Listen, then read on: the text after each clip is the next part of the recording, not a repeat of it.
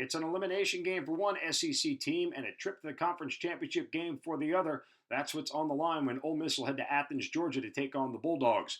Running Rebels come in at 8-1 on the year. They'll need some help to reach Atlanta, while the Dogs can lock up their spot in the SEC championship game with a win. So who has the edge in this matchup? I'll have that along with my selection for the contest coming up in just a few moments. But first, as always, if you're enjoying this content, please go ahead and hit that like button. And if you want to be alerted of any more of our betting content, please go ahead and subscribe to our channel as we release picks and predictions for every sport you can think of every single day. And for this week only, use the code ALL30. You'll get $50 off any 30-day pass from an all-access pass to a sport-specific pass. Again, that coupon code is ALL30. Now, looking at the Wager Talk Live odds screen, we see that Georgia's an 11-point home favorite, and the total sitting at 59. These numbers have been pretty steady to start the week off, although a few at 11.5 did pop up, but they disappeared pretty quickly. This game will come down to how much can Ole Miss score against a defense that is statistically very good. UGA is 11th in total defense on the season. They're 15th in rush defense and 19th against the pass. However, these numbers are a little misleading. Georgia's only faced one Power 5 offense this season that's currently ranked in the top 50, and it was last week against Missouri.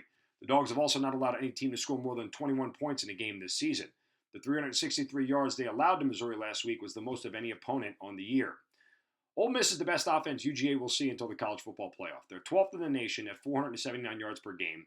At 181 rushing yards per game, the Rebels come in at 34th in the country. They just put up over 150 rushing yards on Texas A&M, who actually has a better run defense than UGA. The Dogs allowed 151 rushing yards to Cody Schrader and the Tigers last week in a game that was a one-score game pretty much for 3.5 quarters. So the Rebels will have to control the game on the ground. If they can do that, I think they can keep this game close enough to win it outright. The problem for Ole Miss is that this is a departure from what they are used to, as they're bottom 10 in the nation in time of possession. Quick scores won't help the Rebels here because Georgia is 6th in the country in time of possession. That means Kirby Smart will grind this game to a halt if he has to, especially if he has a lead. UGA will likely be able to get a few stops here, and that makes the margin for error when it comes to scoring very small for Lane Kiffin and company. Wide receiver Trey Harris will have to have a big game for the Rebels. Georgia did a good job last week of putting the clamps on Luther Burden of Missouri, but Ole Miss will need to hit some plays in the pass game to Harris to keep the running lanes open. The Rebels' defense isn't as bad as it's been in years past, landing in the top 60 in total defense, but Georgia and their offense seem to have hit their stride over the last few weeks, and you have to wonder how many stops the Rebels can get against Carson Beck and this Georgia offense. If they can do it or force UGA into field goals, they'll definitely have a chance to win this game outright. This is the smallest number that UGA has been favored by all season long, and they've only covered 2 spreads this season, the blowout win over Kentucky and 2 weeks ago against Florida. I think the Rebels make UGA sweat this one for all 60 minutes and stay within the number.